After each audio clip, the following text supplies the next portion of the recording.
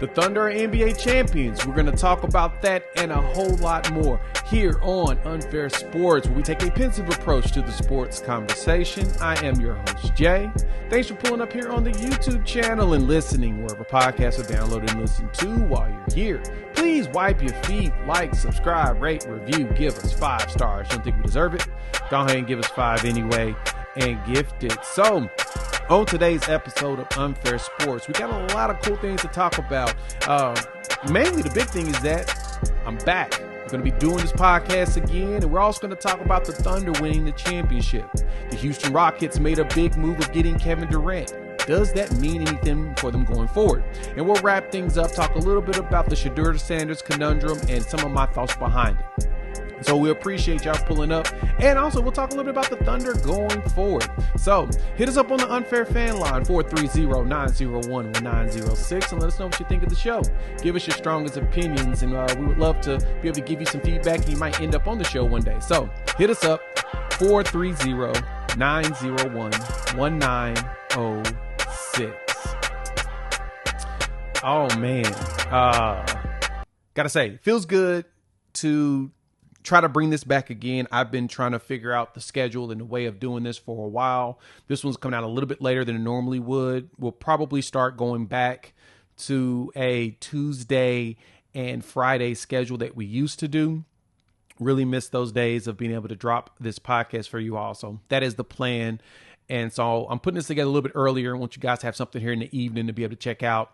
And just remind you of us doing this Unfair Sports, man. I miss doing the full plethora of professional sports and college sports and everything or whatnot like that. It's one of the things I miss the most. Yeah, I saw a fly trying to fly in front of my face, but we're going to get back to it. We're going to bring back the show and everything. So, of course, today's show, we've got a lot of things to talk about. We got to talk about the Thunder winning the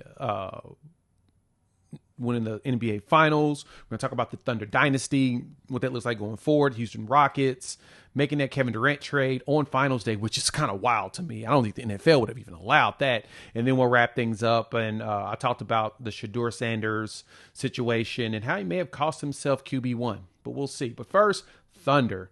As y'all all know, I'm a massive Thunder fan. I had to rock my champ shirt, but I've got my final shirt coming in the mail. Because I'm excited, man. The Thunder did something that I have been waiting for them to do my entire, life of fandom with them working for the organization and all of that. The Thunder are now champions. And so one thing that excites your boy about this is the Thunder actually have an opportunity to continue to go forward with being one of the future dynasties out there. Mainly because, one, the team is very young. Probably the youngest. It's the second youngest champion in NBA history. I believe the Portland Trail Blazers back in the late 70s were younger than them. And for the Thunder, when you look at this from FanDuel, you've got players all under contract up until 2027, from SGA to Isaiah Hartenstein. You've got Dort, Caruso, J-Dub, Chet, which we all know that Chet and J-Dub will get their extensions because they're valued members of this organization and the way that they're doing things. But we'll talk Dynasty in a moment, but I want to talk about this game. Thunder, in a way, lucked out.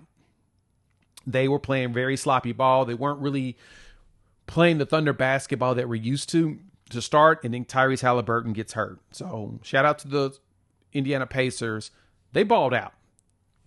They were hooping. That was a great series just overall.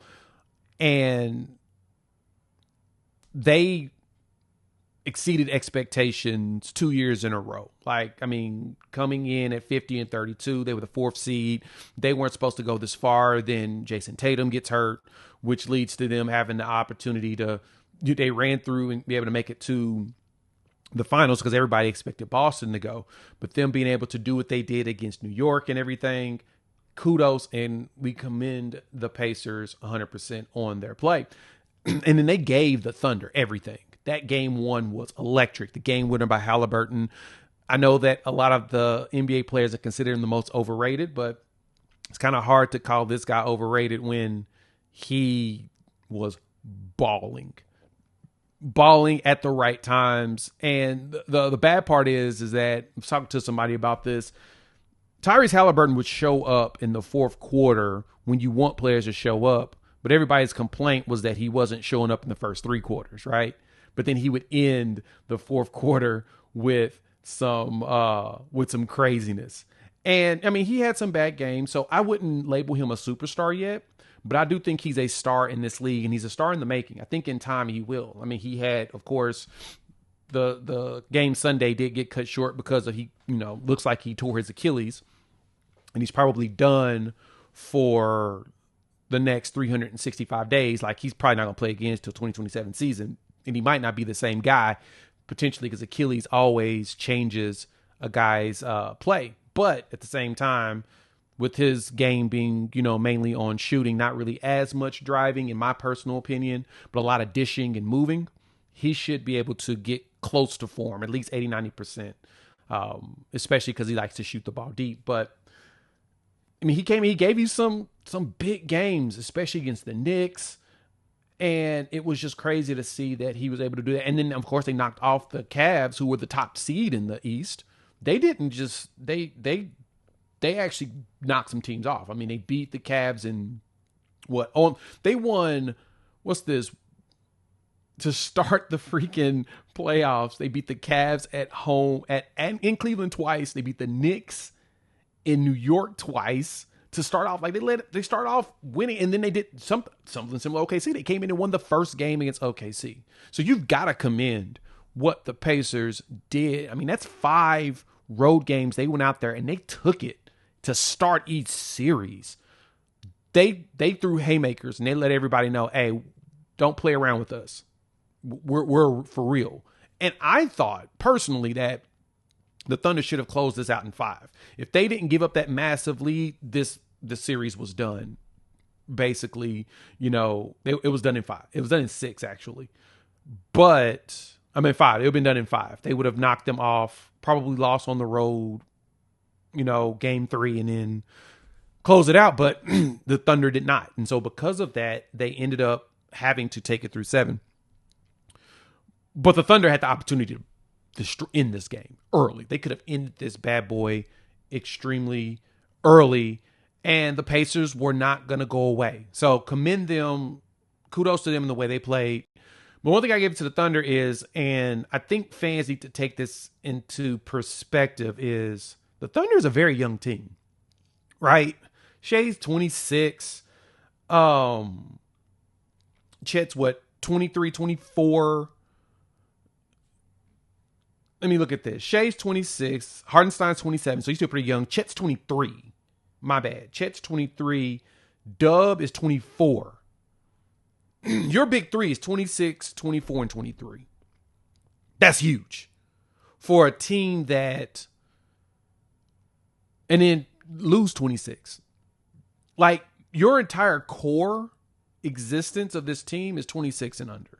Like I said, the second youngest team in NBA history to win a chip. And they've still got them on the contract long term. And so I know a lot of people had issues with the way Chet was playing. They was wondering if Chet was ever going to hit, if he was going to hit that stride that they was expecting out of him. And to me, he did nothing but improve each year. He's only played a season and a half. He played 82 in 23-24 because he was out his first year. And then this past season, he only played 32. So last season, 82. This past season, 32. He's only played a year and a half of NBA basketball, especially being hurt his rookie year. Did y'all expect him to, come in and start scoring 30 immediately? To me, Chet was starting to show the evolution. Now, he was not great in every game. Like the last 2 before this finals game. He had 9 and 4, right? He was okay. It didn't look like he had as much confidence as you'd like, but hell, he scored 20 points in game 3, and he over 6 from 3, right? He still went out there and kept putting up shots. He averaged 10 shots a game. 39% from the field, 15 from 3. The splits and percentages not the best, but Chet was giving you some ball. He was hooping. He was trying. That's the thing about it. And I think what helped out the most was for me in being okay with how Chet was performing was game 5 and game 7. Game 5, he was not that good in that game. I mean, 9 points, 11 boards, solid, 26% from the field. Not that great, but this is the thing that was big for me. His defense was absurd. His defense was recognized. He was altering shots and he was making players miss. That to me is more important than anything else that Chet did on the court. He defensively stepped up and caused problems. And that's exactly what you look for from a star player, from a player that can potentially rise to stardom or a good role player in general. Is that. But then Dub, like y'all were riding Dub hard all season. Like he ain't it. He ain't ready. He averaged 23 in these finals, which is up from the rest of the finals, right? He had 23.3 against Memphis. He was blasé against Denver. Shea had to take over for the most part, and that's okay. He had a good game, 32 in game 3, you know, in the push with the overtime game, but it's okay. 22 against Minnesota, so he showed up there, 34 in game 4, which looked like, oh yeah, that was a game he saved the Thunder. And then he came out here, game 5 against the Pacers and dropped 40 bomb. That's what you need out of a player like that. You don't need him to do it every week. You don't need to do it every game. But you do need him to do it when it matters most. And Dub did that. 20 in the closeout game. Like the Thunder did not shoot that great in the playoffs. Especially in the finals. They were not shooting very good at all. That just was not the way they were playing. And it's okay. Why is it okay? Because this Thunder team, they're young. And now they got that experience that everybody said they had to have in order to be successful long term. They got it. They quote unquote skipped the line. They made it. They did the play in. They made it to the second round. They skipped losing in the conference finals and went on and won a championship. Not very many teams can say that. They did it. Like Boston, they went to the finals and lost, right? They lost multiple times in Eastern Conference Finals. They had to build it up. This Thunder team, for the most part, built it up similar to the last iteration when they went in 2012, but the 2012 team didn't win. And then the trades happened and the injuries happened and they couldn't do anything about it. This team is built. This team is good till 27. Through the 2027 season, it looks like. Can't beat that, right? So, because of that, now we get to talk about how the Thunder, long term, will build themselves into a dynasty. We'll dig into that. Actually, let's go ahead and do that right now, right after this break. What if I told you that Sam Presti may have the recipe to keep this Thunder team in the Western Conference Finals 6 of the next 8 years? Would you believe me? Now, you probably would. Before, you wouldn't have, because they hadn't got over the hump. Shout out to Sam Presti. In Presti we trust. He finally got himself and his squad over the hump, and they made it happen. Something that, you know that we have been waiting for is finally Sam Presti getting his chip, and he got it. Thunder got that ring. Now, I showed you that graphic before on FanDuel. Let's look at this. The Thunder Dynasty right now. And this FanDuel put this up here. He gives you all the draft picks. So these are all first round picks they have. They got 2 first rounds this year. The Clippers, because we got the swap. And then we've got the Miami Heat's first. We got our own first, the 76ers first, and the Jazz first next year. Potentially, they all, of course, got protections, but we'll see what that goes. And then you get the 27 picks, 2 of them, a pick in 28, which is Dallas's, which is a swap.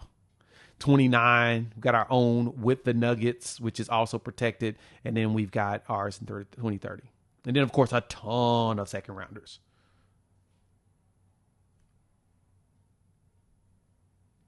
11 first-round picks potentially through 2030. And I'm going to tell you this, what they're going to do is they will be kicking probably some of these draft picks forward. They'll probably use some of them to trade up. I heard Presti is interested in someone in the draft. I'm not sure who. But for this Thunder team, what they're going to be doing is they're going to be doing a lot of shifting and moving. A lot of you are asking the question of how they're going to be able to keep this team together. These draft picks is going to allow them to do it. They'll be able to get cheap labor that they can keep around for 2 to 3 years. And if they feel like they're a core component of the team, they'll hang on to them. If not, they're going to trade them off and get more assets. Presti has shown us that he has the ability of building a roster needing to win and a culture needing to win in his organization. And he started it at 28 years old. He was young when he started at Seattle. But his experience over the last, 17 years, he has grown and has shown that he's able to keep this team consistent. I mean, the team had, 4 losing seasons since it's been here in 17 years? That's absurd. Thunder fans are spoiled. Just keep it real. It's just like they're OU fans, right? Oklahoma fans, Sooner fans, as well as Thunder fans, spoiled because they're so used to always consistently being good, having bad moments. And that rebuild that he did with Shea, and he basically gave him the blueprint and told him what we were going to do. Shea bought in and said, yeah, I'm here for it. Led to him getting an MVP. You cannot beat that. So when you look at the Thunder going forward, there's a lot of key components here that we can expect. They're going to move a lot of these pieces. They're going to make a lot of trades. And there's a case where Oklahoma City kicks a lot of these draft picks forward down the line to 2031, 2032. Or they could potentially trade for another player. Now, the big thing is for Oklahoma City is they don't have the contracts right now to be able to really trade players off. Like, nobody's making enough to be able to go for a big name player. Like, I've been hearing Giannis's name for a while, as that's the one that, hey, Oklahoma City needs to go after him. The struggle and the problem with that is they don't really have big enough contracts to make that trade happen. But could they? Yes.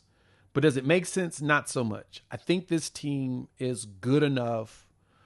Obviously, they're good enough without Giannis to win more championships. Now, I do expect the Milwaukee Bucks to trade Giannis because they don't know if he's going to stick around, right when his contract is up. Because his contract, he's coming up very soon on his extension. And when we look at the contract here, I mean, he signed that 3-year 186. He's sitting, I think it's like a player option at the end at the 27-28 for the 27-28 season. So he's coming up. I do believe that they do similar to what OKC did with Durant. And I think they ride this all the way out. I don't see them actually trading him unless they do like a sign and trade when he hits his player option. But Milwaukee's going to have to figure out something to put some stuff around him. And I don't know if Oklahoma City is the place for Giannis. I don't think he fits what this team is trying to do at all. But I do think that the Thunder have an opportunity to actually build a dynasty. And I only believe that because of Sam Presti. Because Sam Presti has proven his ability to do the one thing that actually Boston did this as well. This is something that Danny Ainge did also at Boston, being able to play in today as well as in the future. Now, for Boston, they were only able to get one ring out of it so far. And we don't really feel like Jason Tatum or Jaylen Brown are truly superstars. We think they're star players in this league, but we don't think they're superstars at all in a way. I would hear the case that one of those two can end up being a superstar. But Shea's already there. Yeah, I mean, I know a lot of people hate SGA because of the way he plays. I don't. I like a player that can find a way to get buckets, and his mid-range is stupid good. And even whenever he's not getting fouled, like, it's funny, I've heard a lot of talking heads talk about him and the head jerking or whatnot. I watched the Pacers do the exact same thing throughout the entire playoffs, and nobody really talked about it. The only reason why I talk about SGA is because he's dropping 30. And he's consistent with his 30. He had 29 in the closeout game. He's consistently between 28 and 32. Go look at his numbers. One of the most consistent players we've seen in a long time. It's very impressive that he's able to do that. But him being the leader and being the superstar of this team, I think Jalen Williams can ascend himself up there. I don't know about Chet yet. I think Chet's going to be a long-term great role player as a former number 2 pick. But I do think that Dub and SGA is going to be the duo that should be able to win championships, at least win 2 more chips. And 6 of the next 8 Western Conference Finals, Oklahoma City needs to be there. So for me, as a Thunder fan and a fan of the NBA, Thunder win more championships, cool. but I'm not concerned about that no more. We've got the one that I'm happy about. I can say I've seen it in my lifetime. I want more. I would love for us to have a dynasty run like the Warriors. And truth be told, they could. They set the record for the largest point differential in NBA history through the regular season and playoffs. This is a historic team, so we got to give them props. And Sam Presti will have this team continuously competing because with the picks that they have and the way things are set up, barring injury, they'll still be able to move around and they have the flexibility to get players if they desperately need them. Shout out to Presti for doing that. Let me know what y'all think. Hop in the comments. We want to hear all of y'all's thoughts. Let's talk about the Houston Rockets just made a trade for Kevin Durant. And it's crazy of when they did it. Let's talk about it right after this. It's done. Kevin Durant is headed to the Houston Rockets. Wild, right? I think it's probably the wildest trade, and it's one of those trades I would not have expected to actually go down because there were so many variables in my personal opinion about this trade opportunity and the chances of this trade happening that made me not believe that it was going to be able to go down. But they did it. The Rockets have got Kevin Durant. The trade includes Jaylen Brown, and Dylan Brooks, the number 10 pick for this year's draft, and 5 second-rounders, which sounds like a lot, but it ain't. But also, this makes me think about the Desmond Bane trade that happened with the Orlando Magic. A lot of people were hammering the Magic for sending all those picks and stuff over to Memphis for him, but it sounds like Memphis is going to leverage that to try to rebuild around Ja Morant still and try to get another star because they need another player that can. They need somebody that's going to be able to be healthy and play. But on top of that, this KD trade, at first when I looked at it on the surface, I was just like, this just feels like a bad trade. Just because of his age. KD is older. He's 50? He's 37? He's old. Like he's getting up there in age. 37 in September is when but we know Kevin Durant's going to be a walking bucket for the rest of his career. He should be able to put up 25 per game until he retires. Probably at 40. But that Achilles, man, he's had leg injuries and he makes you have questions. Foot, ankle, foot, Achilles, all of that makes you wonder, but he's still putting up buckets.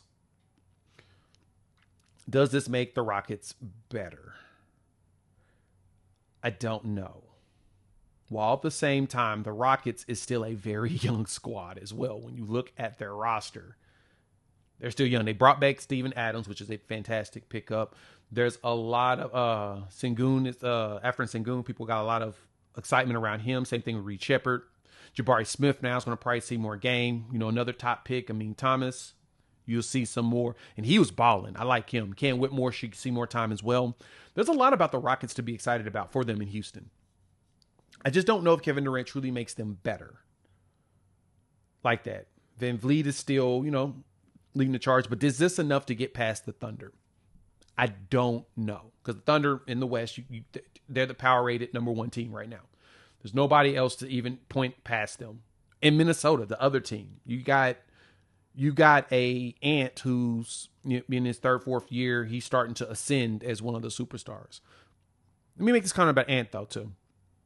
Anthony Edwards is probably one of my favorite players to watch outside of my Thunder. He reminds me of NBA Jam. The way he jumps and just flies through the air. He looks like an NBA Jam player. It's just crazy, his hops and his ability. But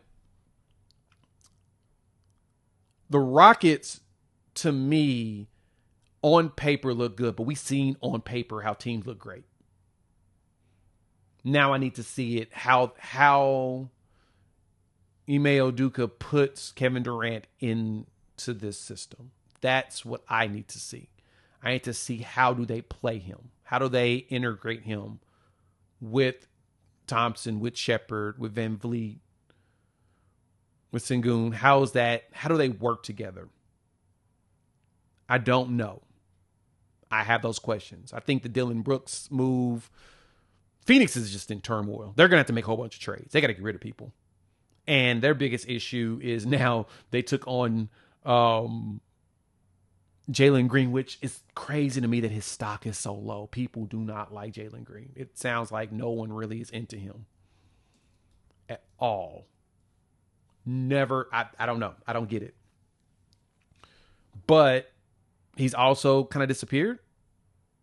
They've been waiting for him to blossom into something, and he hasn't just done it yet. Suns now have him with Bradley Beal, 2 contracts they probably want to get rid of, and I don't know how they do it. But I think the Desmond Bane trade now, with the news of Tyrese Halliburton getting hurt, makes that move that Orlando did a lot smarter. They're now up there in the East. Them with the Knicks, right? The Pacers will have to figure it out. They may have to go after another player with Halliburton being done roughly until mid to the end of next season. The Magic are now truly a contender if everybody stays healthy. They'll be young, but Bane feels a need for them. KD adds scoring ability, but I don't think he has the defense. That's where my question comes in.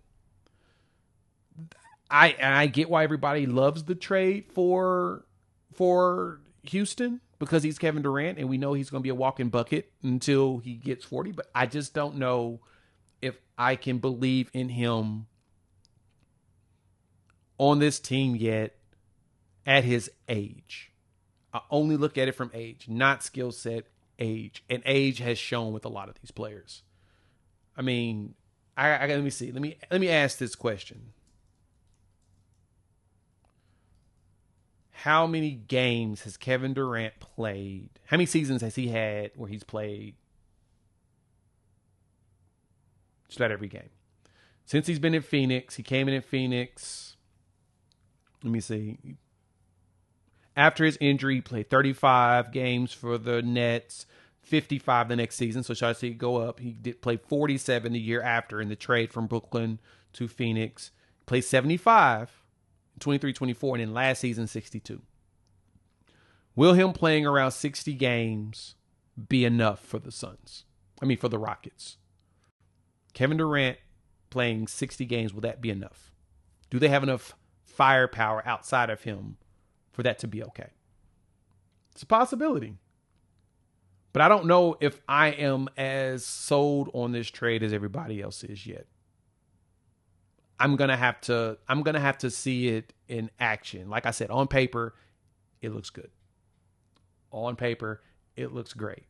Because for the most part, Houston has done a really good job of spreading out the scoring. They haven't had anybody really be that alpha. KD's going to be that. He should be your 25 to 27 points per game guy. Then everybody else can fall in line. They had 7 players in double figures last season, which is good. And I think Jabari Smith is now ready to make the jump. Same thing with Amin Thompson. With Amin Thompson as well as Jabari Smith making that jump, Houston should have a chance if they can find a way to integrate Kevin Durant. And I think Udoka can do it.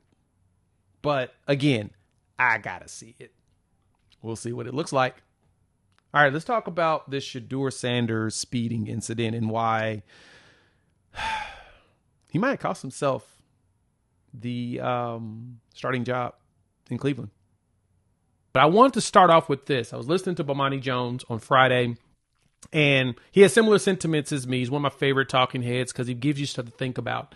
And I'm going to play what he said, and I'm going to explain to you why that jumped out to me and some of the other stuff in the notes that Shedeur needs to do better about. So let's jump into this real quick. Hear what Bomani had to say, and then we're going to dive into all the notes. You get caught going 70 and a 55. That could happen to the best of us. Players up too. You go on 101 and a 65. We're talking about something entirely different. This is what I would say if I knew him. I don't have that many things that I look back on from when I was younger and just be like, man, you was tripping. I don't have that many of them. But I used to drive really fast. I can think about some of those times and I can actually get a little bit emotional because it was so stupid. How much I was putting my actual life in danger. If I were Dion or anybody else that's around him, my thing wouldn't have been, hey, man, everybody speeds every now and then. It ain't that big a deal. Nah, brother, it's a big deal. It's not a big deal that requires me to moralize or to wag my finger at you. It's to let you know that Henry Ruggs thing, that could be you, man.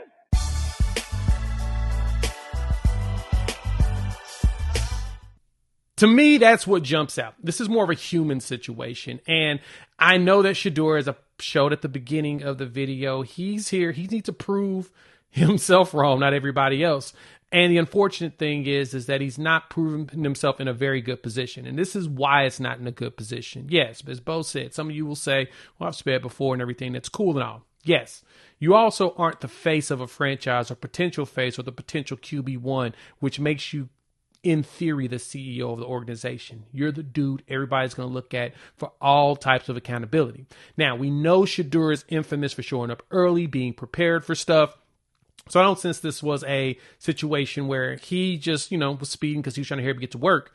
Nah, this is him just out there having fun as a young kid. That's cool and all. Problem with that is this is not the first time he was cited with a speeding ticket. The first time he got one is for 90 something. Now this one was 101 and a 65. I'm gonna be keeping a buck. Your boy has sped a few times in his life, especially driving the highways. I have hit some of these highways and 65, maybe 70, and I've gone up to about 100 and something, but then I immediately slow down. I don't drive that speed the entire time. Problem for Shedeur is probably did something similar and got caught doing it. But the worst part about this and why this imagery is bad for him is because it's the second time, he also missed the court date for the first one. That right there is the most damning thing of this entire piece. And as Bo mentioned in that clip that I wanted y'all to hear, the Henry Ruggs situation is serious. Now, granted, I don't sense in looking through it all that Shedeur was under the influence in any capacity. I don't even think he gets under the influence like that. It was more so him out there just trying to have a little fun. Problem is, a Henry Ruggs situation did happen, and he recently was talking about it and apologized to the family. And it sounds like the background he came from, he had to fight a lot of demons to get out of that situation. And so it sucks in overall that situation happened, and Henry Ruggs is paying for it. He is in jail. He is dealing with the consequences of his actions. For Shedeur, the biggest problem here is he missed a court date. And he also plays for an organization who's gone through 40 quarterbacks in their 26-year second existence. Since 1999, Cleveland Browns have had 40 quarterbacks. And the ones you all remember the most, Johnny Manziel, Baker Mayfield, Deshaun Watson, seems that all of them had something going on from either college or in the pros. Cleveland is infamous for this. This is what they do. And that's the bad part for Shedeur. His goal is to help reshape the image of the Cleveland Browns. And those actions just now may have cost him the opportunity of being the number one QB on the squad. Granted, there is a chance that he can fix this and be QB1 and be just fine. But the problem still lies that he put himself in a situation where everybody's going to be judging him harshly. He did it. This is all on him, 100%. And so there's no sugarcoating any of this. There's no getting past, nothing. He put himself in a situation. Now, there is a path for redemption for Shedeur in all of this. And his path for redemption is he's going to have to put his head down and show that he deserves to be your top quarterback, and he has to put himself in a situation where he's more of a CEO. This is how he does it. Dude's got bread. Just naturally. He's raised with it. He's Deion Sanders' son, so he's got that. Hire a driver. No more driving. I understand that you enjoy your exotic cars and all of that and being... No, can't do it no more. You need to take responsibility, because the good thing for you is ESPN Cleveland has been showing a QB tracker thing that they've been putting up every single week from the camps and stuff. And guess who has been leading the way? You got it. It's been Shedeur. He has been seeming like the best quarterback out there. And because he's been seeming like the best quarterback out there, you're seeing him be the face that everybody's pushing to be QB1. Everybody's pushing for it. But he's going to have to do what he needs to do to not screw that up. That's where the problem lies, is the optics are more important today than actual actions, especially when you're that polarizing as a person. Everybody's got them jokes off. They're reminding everybody, oh, well, he dropped, he was going 101 to 61. I mean, he also went 144 in the 20 when he was supposed to be 25. Ha, ha, ha, ha. You're seeing all of that. And that's That is unfortunately the response you're going to get. Everyone wants to find a reason to knock Shedeur down. And so the only way Shedeur is going to get out of this is he's going to have to prove everybody wrong and himself right. He needs to prove that he is a good guy, that he is able to make good decisions. He is able to be accountable. He's able to go out and win. He's going to have to do that. That is all on his back going forward. And so for Colorado, they're going to have to, Deion Sanders is going to have to do what he needs to do to make sure that his boy is good. And Colorado's going to hear a lot about this. I mean, the Buffs have been hearing about the fact that they retired his jersey, and everybody's been talking smack about that. They're still going to reflect back on the Buffs, and they've got to do what they need to do internally there to make sure that there is no other situations where people can try to come after the Sanders family, because they're going to. They're the most polarizing family. I mean, you see multiple channels talking about them. Heck, I got one because I've been a big fan of Deion Sanders since I was a kid. So for them, it's going to be about cleaning up images and making sure that Colorado stays up and at a positive look. And for Shedeur, in order for him to help the school and help his dad and help the Sanders name and anybody that comes behind him, he's going to have to fix some stuff about himself to make sure that the Cleveland Browns can't go back, or fans in general and the media can't point back to where they took Johnny Manziel, they took Deshaun Watson, they took Baker Mayfield, and all of them did stuff. Now, Baker has done a great job of going to Tampa Bay and completely cleaning up his own image. He's did it. He's shown he's a leader. He shows that he can do things right, and he's just buckled down and say, you know what, I'm going to focus on doing all the stuff that I'm really good at as a person and making sure no one has those bad things to say about me like I did when I was in college.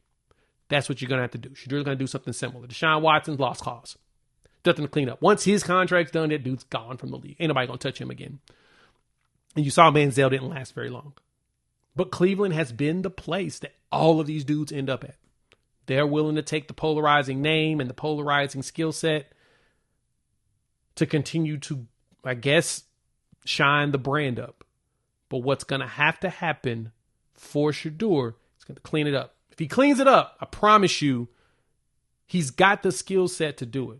But he's going to have to be the one that says, you know what, this looks terrible. Because the speeding thing, I'll say it happens. The missing a court date, that is poor reflection of character for him. Very poor. Especially after the situation with Shiloh. You don't do that. You don't do that. Don't miss your court dates. Honestly, don't put yourself in this situation. So, my plea is for him to put his head down and continue to play ball like he's been. He don't need to be driving no more for a while.